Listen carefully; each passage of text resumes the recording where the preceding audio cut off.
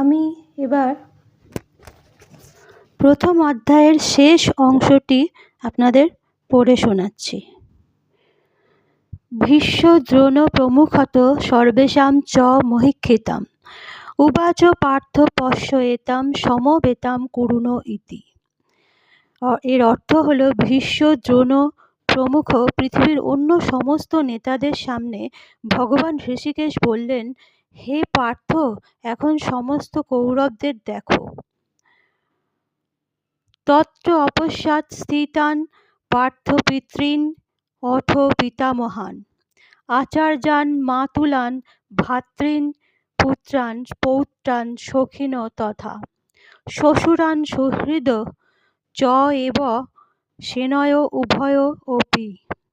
এর অর্থ হলো, তখন অর্জুন উভয়ে দলের মধ্যে পিতৃব্য, পিতামহ, আচার্য, মাতুল, ভ্রাতা, শ্বশুর, মিত্র, শুভাকাঙ্ক্ষীদের উপস্থিত দেখতে পেলেন। তান সমীক্ষা স কৌন্তেয় সর্বান বন্ধূন অবস্থিতান কৃপয়া পরয়া আবিষ্ট বিষীদন ইদম অব্রবীত। যখন অর্জুন সকল রকমের বন্ধু এবং আত্মীয় স্বজনদের যুদ্ধক্ষেত্রে অবস্থিত দেখলেন, তখন তিনি অত্যন্ত কৃপাবিষ্ট হয়ে ও বিষণ্ণ হয়ে বললেন, দৃষ্ট ইমম স্বজনম কৃষ্ণ যুযুষুম সমুপস্থিতম সিদন্তি মম গাত্রাণি মুখম চ পরিশুষ্যতি। অর্জুন বলিলেন, হে প্রিয়বর কৃষ্ণ, আমার সমস্ত বন্ধুবান্ধব এবং আত্মীয় স্বজনদের এমনভাবে যুদ্ধবিলাসী হয়ে আমার সামনে অবস্থান করতে দেখে আমার অঙ্গ প্রত্যঙ্গ অবশ হয়ে আসছে এবং মুখ শুষ্ক হয়ে উঠেছে। বেপথু চ শরীরে মে রোমহর্ষ চ জায়তে গাণ্ডীবম সংস্রতে হস্তাৎ ত্বক চ এব পরিদহতে। এর অর্থ হলো, আমার সর্ব শরীর কম্পিত ও কেশাগ্র রোমাঞ্চিত হচ্ছে, হাত থেকে গাণ্ডীব খসে পড়ছে এবং ত্বক যেন জ্বলে যাচ্ছে। ন চ শক্নোমি অবস্থাতুম ভ্রমতি ইব চ মে মনঃ নিমিত্তানি চ পশ্যামি বিপরীতানি কেশব। এর অর্থ হলো, হে কেশব, আমি এখন স্থির থাকতে পারছি না, আমি বিভ্রান্তি বোধ করছি, আমার চিত্ত উদ্ভ্রান্ত হচ্ছে। হে কেশী দৈত্যহন্তা শ্রীকৃষ্ণ, আমি কেবলই অমঙ্গলসূচক লক্ষণ দর্শন করছি।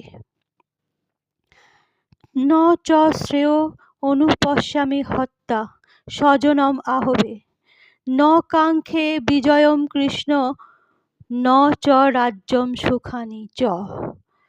হে কৃষ্ণ, আত্মীয় স্বজনদের নিধন করা শ্রেয়স্কর দেখছি না, আমি যুদ্ধে জয়লাভ করতে চাই না, রাজ্য সুখ ভোগের কামনা করি না।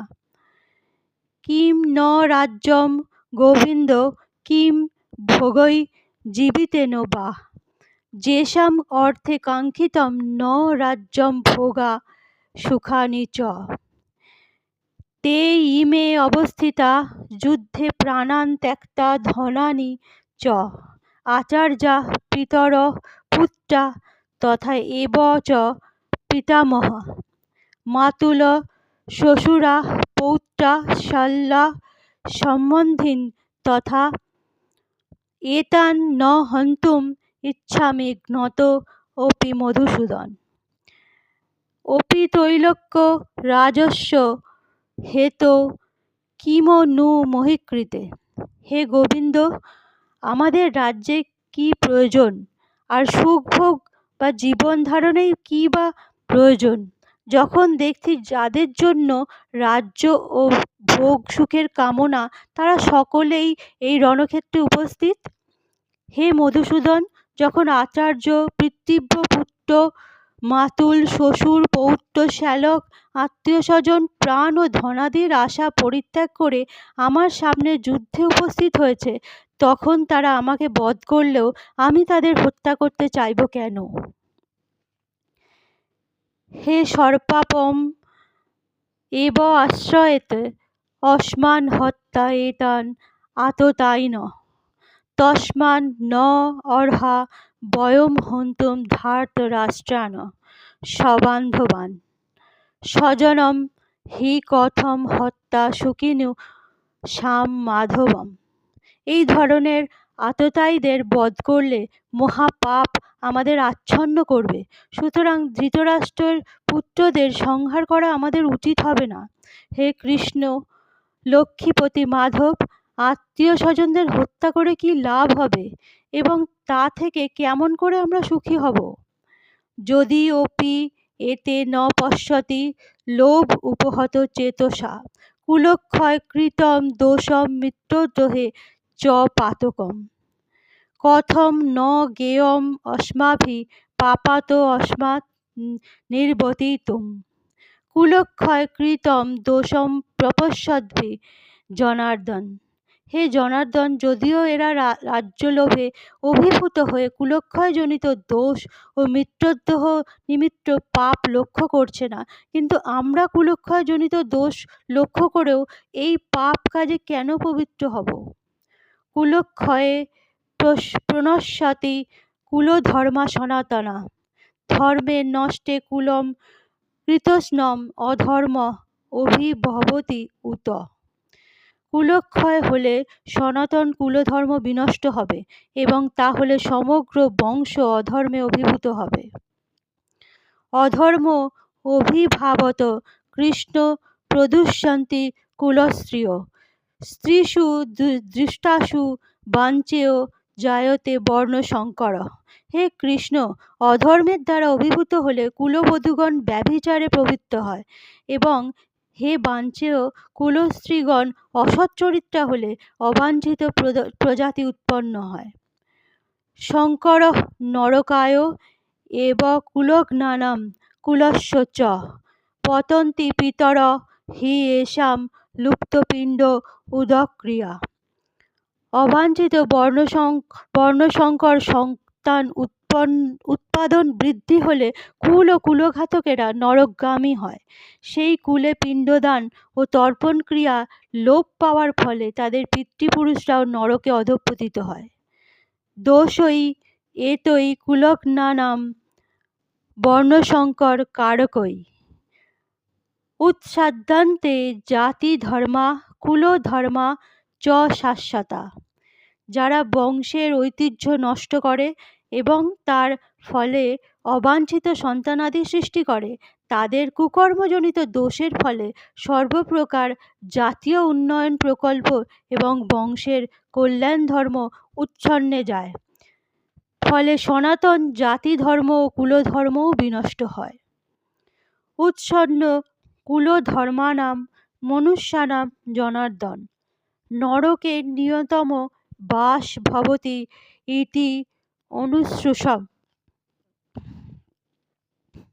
হে জনার্দন, যাদের কুলধর্ম নষ্ট হয়েছে তাদের নিয়ত নরকে বাস করতে হয়, আমি পরম্পরাক্রমে শুনেছি। অহো বত মহৎ পাপং কর্তুম ব্যবসিতা বয়ম যত রাজ্যম সুখলোভেন হস্তুম স্বজনম উদ্যতা। হায়, কি দুঃখের বিষয় যে রাজ্য সুখের লাভের আশায় স্বজনদের হত্যা করতে উদ্যত হয়ে মহাপাপে প্রবৃত্ত হইতেছি। যদি মাম অপ্রতিকারম অশস্ত্রম শস্ত্রপাণয় ধার্তরাষ্ট্রা রণে হনু তত মে ক্ষেমতরম ভবেৎ। প্রতিরোধ রহিত ও নিরস্ত্র অবস্থায় আমাকে যদি শস্ত্রধারী ধৃতরাষ্ট্রের পুত্রেরা যুদ্ধের বধ করে তাহলে আমার অধিকতর মঙ্গল হবে।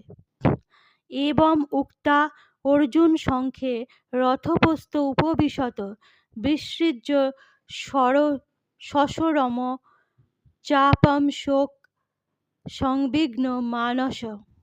সঞ্জয় বললেন, রণক্ষেত্রে এই কথা বলে অর্জুন ধনুর্বাণ ত্যাগ করে শোক ভারাক্রান্ত চিত্তে রথোপরি উপবেশন করিলেন। বলে অর্জুন ধনুর্বাণ ত্যাগ করে শোক ভারাক্রান্ত চিত্তে রথোপরি উপবেশন করিলেন। ওং তৎসদিতি শ্রীমদ্ভগবদ্গীতা সুপনিষৎসু ব্রহ্মবিদ্যাযাং যোগশাস্ত্রে শ্রীকৃষ্ণার্জুন সংবাদে অর্জুন বিষাদযোগ নাম প্রথম অধ্যায়। এখানে প্রথম অধ্যায় শেষ হলো। এর পরের পর্বে আমরা দ্বিতীয় অধ্যায় শুরু করব।